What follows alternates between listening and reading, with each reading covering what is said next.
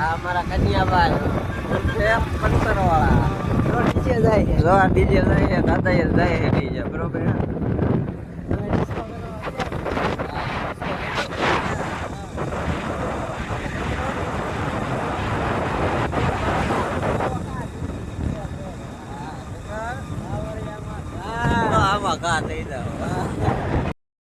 લીધું હે પ્રસાદી લઈ લીધી છે